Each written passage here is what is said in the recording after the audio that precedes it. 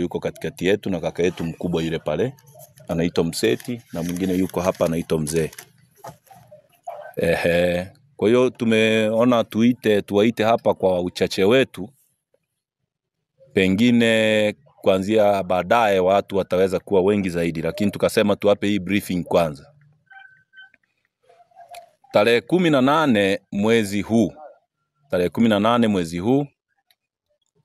ndugu yetu ambaye ni kijana wa familia yetu lakini ni kiongozi wa Chadema, Mheshimiwa John Wegesa Heche, alikuwa anatokea Dar es Salaam akafika Mwanza kwa ndege tarehe 17. Tarehe 18 akatoka Mwanza akiwa ana dereva wake mmoja ambaye ni mdogo wetu anaitwa Enoch, na yeye mwenyewe. Walikuwa watu wawili tu pamoja na msaidizi wake ambaye anaitwa Daudi. Kwa hiyo walipita sehemu ya barabara kuu ya Mwanza Tarime. Ieleweke, walipita barabara kuu, na sehemu walizopita wamepita kuanzia Mwanza wakapita beria ya Magu, ambao ni beria ya kiserikali ambao wagi na watu wa uhamiaji, watu wa TRA na vyombo vingine vyote huaga viko pale Magu, nafikiri wote mnafahamu. Lakini baadaye pia walipita beria ya Kirumi, tunaita alimaarufu Kirumi, beria ya Mto Mara ambayo imetenganisha wilaya ya Rorya, Musoma na Tarime, aidha na Butiama pia. Na penyewe pia walifanyiwa ukaguzi wa kawaida wakapita, wakaja mpaka Sirari. Walivyofika Sirari, mimi ni sehemu ya watu ambao tuliongozana nao kwa ajili ya kumsindikiza makamu mwenyekiti aweze kuchukua safari yake ya kwenda kwenye msiba wa kiongozi mkuu wa upinzani kwenye ukanda wa Afrika, au kiongozi mkubwa sana wa kidemokrasia, Mheshimiwa hayati Raila Amolo Odinga, aliyekuwa anazikwa siku ya Jumapili tarehe 19. Kwa hiyo alipofika pale Sirari, kama mnavyofahamu sasa hivi tayari utaratibu ulishabadilika. Utaratibu unaotumika ni wa one stop center. Zamani wakati tunaanza, kabla ya Umoja wa Mataifa, East Africa Community haijatengeneza sheria, ulikuwa mtu ukifika Sirari boda ya Tarime unaenda Kenya, unagonga boda pale muhuri, unaenda upande wa pili tena unavuka beria tu kwa mguu. Aidha kama una gari unakuwa na document zinazotakiwa, na kama hiyo gari labda itaenda zaidi ya kilomita 10 ndio unaiombea document.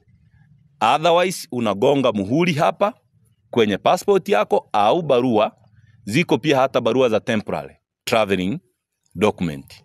Unavuka upande wa pili pale unagonga. Baada ya kuja kitu kinaitwa East Africa One Stop Center ambayo ipo kwenye boda zote. Mimi nimewahi kupita boda ya Busia, Sirari na Manga na zingine zote. Hayo majengo yapo sasa hivi. Unachofanya kama unaenda Kenya, wewe huna haja ya kusimama Tanzania, unaingia upande wa Kenya, unagonga muhuri. Sasa gari ya Mheshimiwa makamu mwenyekiti ilikuwa imeambatana na mimi pia. Iliingia kwenye barabara hiyo, na maafisa wa migration pamoja na wengine wa maafisa wa pale walifungua zile beria, tukaingia upande wa Kenya. Kwa hiyo tulivyoingia pale upande wa Kenya, yeye alienda moja kwa moja dirishani, kwenye dirisha la exit Tanzania. Yani unaondoka Tanzania, liko pale ndani. Tukimaliza hapa muweze kwenda pale muone, na bahati nzuri ile jengo lina CCTV na nini, tukaingia pale akaomba kuexit ili aingie upande wa Kenya agonge. Akatokea afisa mmoja na mkumbuka, alikuwa kama na mwenge na nyota, anaitwa Sonda. Jina moja niliona kwa jina la Sonda. Akachukua passport akakagua, alafu akamwambia, wewe huruhusiwi kusafiri. Ndipo pale mlipoona ile clip iliyokuwa imezunguka ikiwa inamuonesha makamu mwenyekiti anamhoji, kwa sababu haijulikani kwa nini haruhusiwi kusafiri, na ni mtu ana passport na document inayokuruhusu kusafiri. Kama gari inavyokuwa na bima, gari ikishakuwa na bima huwezi kuiambia gari haitakiwi kukanyaga barabarani. Mtu akiwa na document ya passport anaruhusiwa kusafiri. Kwa hiyo akawauliza, na sisi tukajaribu kuwahoji pale maswali ya msingi. Kama haruhusiwi kusafiri, ni mahakama ndio zimemzuia, au anadhamana polisi, au anadhamana mahakamani, ambayo hiyo dhamana imempa baadhi ya vigezo kwamba huruhusiwi kutoka nje ya nchi? Hakuna. Yeye yule mtu akatoka nje ya ofisi, akatoka nje kama vile haelewi, akaondoka. Kabla hajaondoka alitoa baadhi ya lugha pale ndani, even though kwenye kioo mle akiwa mtu upande wa kule ndani umsikii vizuri, lakini alitoa lugha kwamba elewa hivyo, kama hunielewi mimi nimeshakwambia huruhusiwi kusafiri. Basi sisi tukabidi tukae pale kwa ajili ya kusubiri. Makamu akakaa pale kwenye benchi. Alivyokaa pale kwenye benchi, na nyuma ya lile benchi pia kuna mashine za China Aid pale ambazo wazi zinafanya scanning. Kwa hiyo alikaa pale kama kuanzia saa 8 mpaka saa 11. Baada ya kufika saa 11 tukapokea simu kutoka nyumbani, kutoka kwa mama zetu, wakimtaka makamu aondoke eneo lile kwa sababu ya situation zilizokuwa zinaonekana za pale sio za kiofisi tena. Ilikuwa inaonekana kama sasa ni uvamizi tumefanyiwa, na hairuhusiwi tena hata mtu kupewa hata pasipoti yake. Kwa hiyo muda wote ambao alikuwa pale ndani, kwa kifupi ni kwamba alikuwa anasubiri pasipoti yake aweze kurudi Tanzania kama ameshindikana kusafiri. Lakini mimi niliongea na yule afisa mimi mwenyewe. Nikamwambia, bwana, busara za kawaida zinakutaka umpe huyu mtu document kwamba nimechukua pasipoti yako na wewe unatakiwa urudi Tanzania. Sababu mpaka saa 7:30 au saa 7:59 huyu mtu hakuwa na wito wowote popote kwamba unatakiwa popote ukaripoti popote kituo cha polisi au hata migration.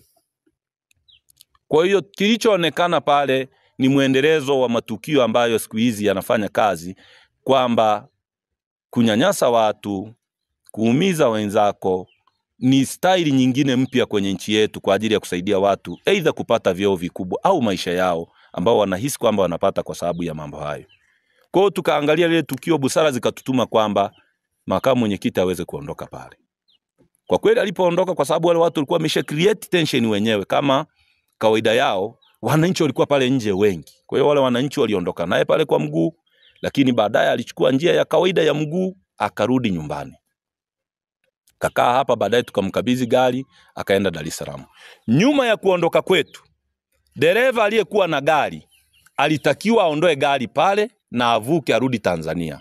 Kilichotokea, dereva alifanywa fujo na kuvamiwa na lile gari likaharibiwa, gari likavutwa na kupelekwa polisi Tarime. Mpaka sasa zikiwemo nguo zake, mnaweza mkaangalia jinsi watu walivyo na roho mbaya. Hata nguo za mtu za kuvaa wamechukua zote, mabegi wamechukua, vitabu vyake vyote wamechukua, na gari ile yenyewe imeharibiwa, iko kituo cha polisi Tarime. Mnaweza mkaona jinsi ambavyo nia ovu katikati ya watu wale ilikuwa kubwa. Na wale watu walipokuja, mimi niliwasiliana na baadhi yao kuambia, jamani, hapa hekima zinataka nini? Hapa huyu mtu yuko tayari hapa na alikuwa anahitaji huduma ya kusafiri. Kama amezuiliwa, hatuna haja yenyewe kujaa hapa sana. Pointi inayotakiwa hapa ni ninyi kurelease tension hapa na huyu mtu aweze kuondoka. Sasa alivyofika Dar es Salaam tarehe 21, jana tarehe 20, jana tarehe 21, jana juzi tarehe 20, jana tarehe 22 alikuwa anaenda mahakamani kama kawaida.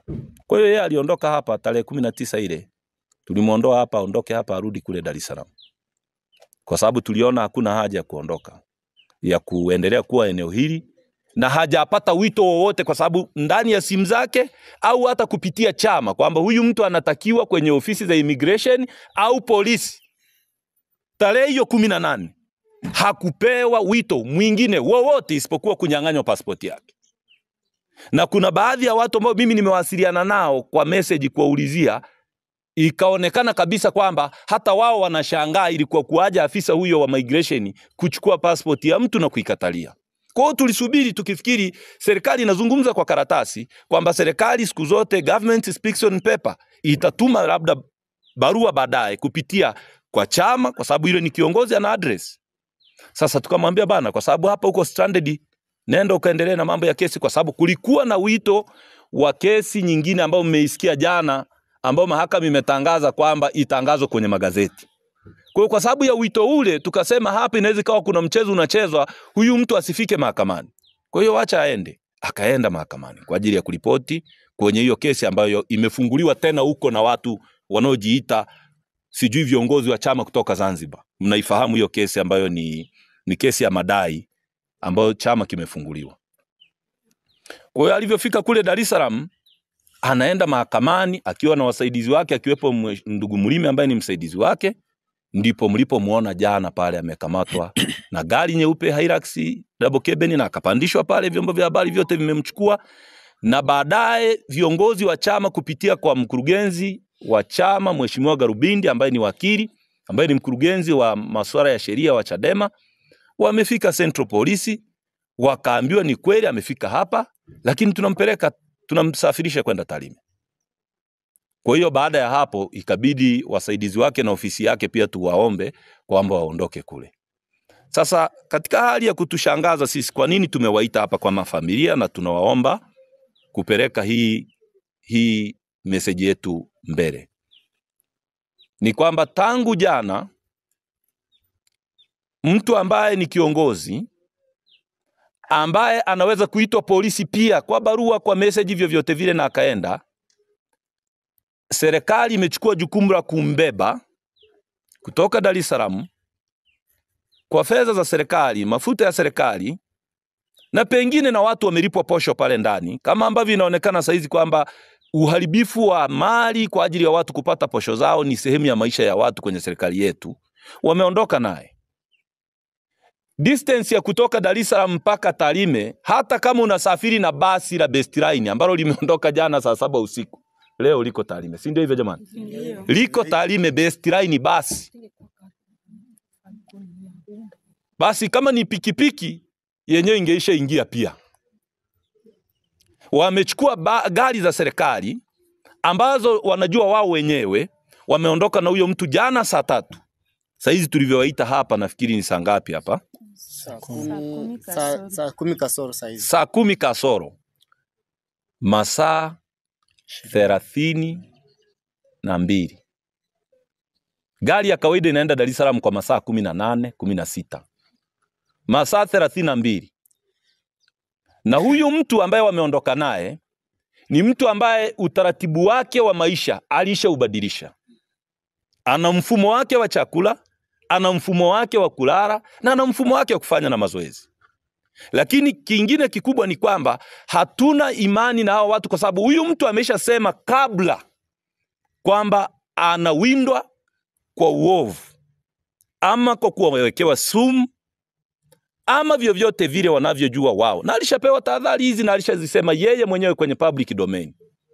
Sasa sisi kama familia, mimi binafsi nimepokea simu nyingi sana za wananchi wa kawaida wasiokuwa wanachama, wachungaji na watu mbalimbali wakitaka kujua huyu mtu yuko wapi. Na sisi tumewaita hapa kutaka mumuulize Rais Samia Suluhu Hassan, ambaye yeye ndiye kila siku anaonekana kusema mimi ni amiri jeshi mkuu, mimi ni amiri jeshi mkuu, mimi ni amiri jeshi mkuu, kwamba uamiri jeshi ni pamoja na kulinda raia katika nchi yako. Uamiri jeshi sio kuagiza watu kuumizwa na kuuawa. Tunasema serikali na jeshi la polisi wasitengeneze taharuki zisizokuwa na msingi, ambazo hazina maana, unnecessary. Kwamba mna mtu wa watu ambaye ana watoto, ana familia na mama zake kama hawa hapa. Ni vizuri mkawaambia, familia ikaambiwa ndugu yetu yuko wapi? Tunataka tujue ndugu yetu yuko wapi? Tumeenda polisi, kituo cha polisi leo saa 3 asubuhi. Siji kaleta shida. Tumeenda saa 3 asubuhi kituo cha polisi Tarime, hayupo. Tumemtuma wakili, ameenda immigration, hayupo. Tumetuma uongozi wa Chadema mkoa kupitia kwa katibu wa mkoa wa Chadema, na hatujataka wananchi, naomba muelewe, hatujataka wananchi kutaka kuongozana na sisi. Ila wananchi sio kwamba hawapo wa kuongozana na sisi kudai alipo ndugu yetu. Wapo wengi sana na wako tayari. Tena wakiitwa wanakuja. Lakini sisi tulichofanya kama familia, tunataka kutoa muda. Ndugu yetu hao wamepatikana. Na tunatoa muda kwa ajili ya kuendelea kuonesha ustahimilivu wetu na ustaarabu wetu katika mambo haya. Kwamba kwa sababu huyu mtu alikamatwa na jeshi la polisi, na jeshi la polisi lina viongozi, hatuoni sababu ya kuhoji kwa kutumia nguvu ya umma, of which ni kitu ambacho kitatokea muda wowote wao wakitupuuza sisi. Hilo halina kubembelezana kabisa. Na tuna watu, ajili ya Heche. Tuna wananchi. Bahati nzuri yule sio mkata ushuru, sio jambazi, sio mnyang'anyi, ni mtu ambaye ni mtu nadhifu, mtu msafi, na mtu ambaye hana kwere na mtu yeyote kwenye dunia hii. Ni mtu safi tu anayedai haki katika nchi yetu. Na amekuwa mtu bold, amekuwa mtu muwazi kabisa kwamba jamani, mimi nachodai ni watu walipwe mishahara mizuri, ni mali zetu zisiuzwe, ni uchaguzi huru na haki. Ni hayo tu. Hajai kudai kuua mtu. Lakini hivi tunavyozungumza na ninyi, mnamchukua mtu wa watu, ana watoto, ana mke, ana watoto, ana ndugu na ana wazazi kama hawa. Fikirieni tension na frustration ambazo watu wanatengenezewa, na provocation pia. Kwa sababu kuja tu umchukue mtu kutoka kwenye familia yake uondoke, na ni kutuprovoke wakati mwingine. Lakini kwa sababu serikali yetu kwa sasa inajivunia mitutu na mizinga na magari mapya ambayo inanunua, hata jana imenunua mengine, tunaamini watatupuuza. Na kwa sababu wanasema kulikuwa na afisa wa polisi pale, jina kwa sasa nimemhifadhi, alisema pale, kwani Heche ni nani? Alisema pale, tulishaumiza wengi, kwani Heche ni nani? Tunafikiri labda alikuwa anasema ambacho ameshaelekezwa afanye. Lakini kutokwenda mbali sana, tunachosema sisi dai letu ni moja tu. Jeshi la polisi wasituambie nendeni uhamiaji, sijui nendeni, sijui kwa nani. Jeshi la polisi ndio walimchukua ndugu yetu Central Police, ndio walimchukua mahakamani, na ndio walienda naye Central Police. Jeshi la polisi halina mipaka kwenye nchi hii. Halijawahi kukosa communication kwamba eti RPC Kandamaru hawezi kuwasiliana na RPC Tarime Rorya. Sio kweli. Jeshi la polisi ndilo tunaendelea kulidai ndugu yetu. Kwa sasa tunalidai jeshi la polisi ndugu yetu kistaarabu kabisa, kama hivi ninavyoongea, kistaarabu kabisa. Sijara tangu jana kwa kweli. Mpaka sasa sijara. Na sitakula mpaka nitakapomuona ndugu yangu machoni mwangu. Otherwise nitakufa kwa ajili yake. Niko tayari. Niko tayari kufa kwa ajili ya ndugu yangu. Niko tayari. Ni jambo la msingi lieleweke kwamba ndugu yetu hata kufa kama punda. Kwamba hata kufa kama kununuliwa eti wampoteze. Hiyo haitawezekana. Narudia. Sijara tangu jana. Na leo nzima sijara na sitakula. Ninachotaka sitabuwe hale. Ninachotaka na tunachotaka, mimi mama zangu wako hapa. Ikifika jioni ama kesho tutatoa usia kwa watoto wetu kwamba John hata kufa kama kuku. Hata kufa kama kuku. Tumekuwa familia ya kistaarabu. Suguta aliuawa hapa. Mimi binafsi, polisi niliwapa ushirikiano wote waliouhitaji kutuliza wananchi pale. Walikuja na mizinga yao, lakini wananchi waliwashinda nguvu pale. Lakini sisi tukasema kisasi ni chake Mungu. Wanataka kuua wa pili tena. Tunazungumza hapa, watasema tunatengeneza taharuki. Hii sio taharuki. Haya ni madai ya mtu ambaye baba alituachia akiwa hai. Ni bora tufe, wabaki watoto. Leo ni hata kufa. Tunamtaka Rais Samia Suluhu Hassan, tunamsihi Mama Samia Suluhu Hassan. Uliingia kwenye madaraka tukajua mwanamke mikono yake ni ya huruma. Ni mtu ambaye unajua kuzaa kulivyo kuchungu. Fikiria maisha ya watu yanavyoumia. Tunamtaka RPC wa Tarime Rorya, ambaye ilionekana statement kwamba makamu mwenyekiti ndugu yetu anakuja Tarime, atuambie kama huyo mtu hajaja Tarime, basi amuulize RPC Muliro wa Kandamaru kwamba ndugu yetu yuko wapi. Atuambie. Otherwise itapigwa mbiu, wananchi watatusaidia kumtafuta. Tutamtafuta. Tukishindwa kumpata, tutarudi kujiuliza tunafanya nini tena. Yangu ni hayo. Lakini pointi ya msingi hapa ni kwamba familia inadai nani? Tunamtaka mtoto wetu arudi akiwa salama. Muda wa kusafiri kutoka Dar es Salaam mpaka Tarime unatosha, hamna mtu anaweza kutudanganya. Muda wa kutoka kama gari hilo limeharibika barabarani, serikali iseme kwamba haina gari zingine lakini inazo za kusubiri kupiga wananchi. Hiyo tarehe 29 ambayo imekuwa kama vile ni mwisho wa dunia.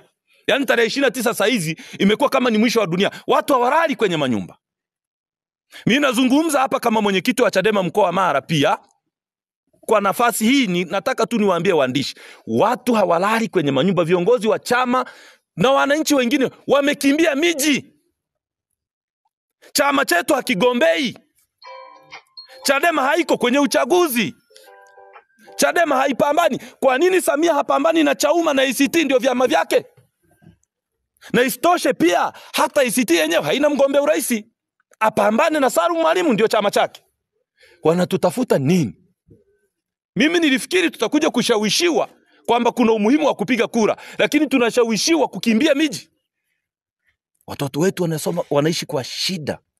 Hawaoni wazazi. Sasa hizi ni provocation, tunaziita chokochoko. Wako sisimizi wa aina kadhaa. Sisi wakuli waga kuna sisimizi moja tunamheshimu sana kwamba usimchokoze kwa sababu hachokozi mtu. Anaitwa Emonyo. Yeye unamkuta tu hapa anafanya kazi zake tu. Lakini ziko siafu na wengine pia. Watu huheshimu wale siafu kwa sababu ni wakorofi. Sisi familia tunawarudia kuwakumbusha. Tuna kaburi nyumbani hapa. Wanataka watuongeze jingine? Au wanataka waondoke tena na huyo kusikojulikana kama ambavyo wengine wameondoka? Inawezekanaje baadhi ya maafisa wa polisi wanasema Heche ni nani kama Polepole tuliondoka naye? Unawezaje kusema kitu kama hicho? Afisa wa polisi unaelipwa na serikali. Hauwezi kusema hivyo. Hizo ni lugha ambazo kwanza zinachafua hata serikali yenyewe. Kwa hiyo tunaomba sana taarifa hii ifikie umma. Sijui kama itafika, lakini ifikie umma kwamba taharuki hii ambayo sisi tunatuliza, na hata sasa ndio maana mmeona tumekusanyika tu kwa haraka tu wachache ili tuweze kutoa hii taarifa. Lakini tungesema hapa kingejaa kijiji, mwisho wa siku tena wangekuja kusema kwamba tumekusanya watu kufanya fujo. Watu wa Tarime ni wastaarabu, ila hawataki kuchokozwa. Wao wanasubiri kama serikali imefanya chochote inachofikiri kwa sababu ina nguvu, basi tutajua kwamba wamefanya hivyo kwa sababu wana nguvu. Sisi mpaka sasa hivi tunavyoongea hapa ni saa 10 saa hizi. Saa 10 kasoro. Saa hizi ni saa 10. Kesho saa 3 asubuhi itakuwa masaa 48 mengine. Nafikiri kwa ajili tu ya ustaarabu, kesho saa 3 asubuhi tutakuwa tumeshaenda hatua nyingine ya pili kama familia, kwa sababu tutaona hili jambo sasa limetushinda. Sasa tukabidhi umma, na kwa sababu umma unajua sisi ni watu ambao hatuna doa, hatuna damu kwenye mikono yetu. Tuna imani tutalilia umma, na Mungu tutamlilia, na umma tutaulilia. Umma sasa utaamua wenyewe tunaelekea uelekeo gani. Lakini tunataka ndugu yetu tujue yuko wapi. Kwani jamani, mtu kama ana makosa si anakamatwa kisheria kama alivyokamatwa pale? Anapelekwa kituo cha polisi. Ndugu, mnakuwa na haki ya kumuona. Huyu mtu hanywi uji wa sukari, apelekewe uji usiokuwa na sukari. Huyu mtu hali nyama nyekundu, apelekewe chakula ambacho anatakana kula. Apelekewe na mtu anayemwamini. Na nataka niwaambie ukweli, Heche hawezi kula chakula atakachopelekewa na polisi wa Tanzania. Tusidanganyane, hata maji hivi hata kunywa. Ndio sababu mimi nimewaambia hata mimi sijara, kwa sababu najua nikila nitakuwa namsaliti yeye. Huwa anakunywa maji kutoka kwa mtu wake wa pili, tena anayemwamini yeye. Mbona hilo tayari tushaambiwa na viongozi wa dini na watu wengi tu kwamba tuwe nalo makini. Na ni mbinu tu ya kawaida ya kiulinzi katika viongozi jamani. Mnafahamu watu tulionao sio wote wanapenda nchi hii. Pengine wengine wanatamani. Kama mtu anamchukua Polepole ambaye tu anasema kwamba NIDA sijui nini zimeunganishwa pamoja, anaenda naye anakojua. Kesho anatangaza tena eti leseni ya kuendesha gari, sijui nini zitapiga kura. Wakati umemchukua Polepole, wewe unataka mimi nikuaminije? Nikuaminije niache kumwamini Polepole? Kwa hiyo ukweli ni kwamba ndugu yetu hata kula, wala hata kunywa maji kwa wale watu, wala hata fanya chochote. Familia inataka kama yuko kwenye kituo cha polisi, yenyewe ndio ihangaike, mama yuko hapa, mama yuko hapa, wao ndio wahangaike. Akiwaona wao atakubali kuchukua chakula, akiwaona wao atakubali kuchukua maji ya kunywa, na tunajua aina ya vitu anavyokula. Kwa hiyo sisi tunaona ni kama huyu mtu anateswa mara mbili, anateswa kisaikolojia, anateswa pia kiafya. Haya yote ni mateso, kwa sababu angekuwa mtu amefanya kosa, jamani, hata sisi tungekuwa hapa tunajihoji kwa nini anafanyaga hivi. Lazima tungemrudi kwamba bwana wewe hapana, unamchokoza rais. Bwana wewe hapana, unamchokoza IGP. Lakini huyu mtu hana kosa jamani. Haya, walisema amekimbia kwenda Kenya. Sasa pale walipomkamatia jana ni Kenya? Pale ni Kenya? Na kama walisema ameenda Kenya, basi waseme kwamba hawana uwezo wa kulinda mipaka ya nchi, kwa sababu alienda Kenya, amerudije Tanzania? Mlikuwa wapi? Aliendaje, amepitaje kutoka Kenya amerudi Tanzania? Amesafirije all the way kilomita zaidi ya 1200 na kitu mpaka Dar es Salaam? Na hilo swala la kuingia Kenya, Kenya ndio ingebidi imstaki kuingia Kenya. Na Kenya ndio ingemkamata bila kibali, si Tanzania imlete Tanzania sasa. Hapana. Sasa mimi nafikiri jamani, hii kesi ya kutunga hizi kesi za kutunga hizi tumeziona kwa Lissu, tumeziona zinaendelea, na wengine hata tumeshatungiwa, tumeshaambiwa. Mimi ninaomba rais, ninakuomba Rais Samia Suluhu Hassan, mbele ya mama zangu hapa, acha kutusogeza kwenye kona za kutumaliza. Utatumaliza sana, lakini hatutakuwa na kosa. Pengine unategemea baraka za Mungu na hekima za Mungu. Mfalme Suleiman aliomba hekima tu kwa Mungu,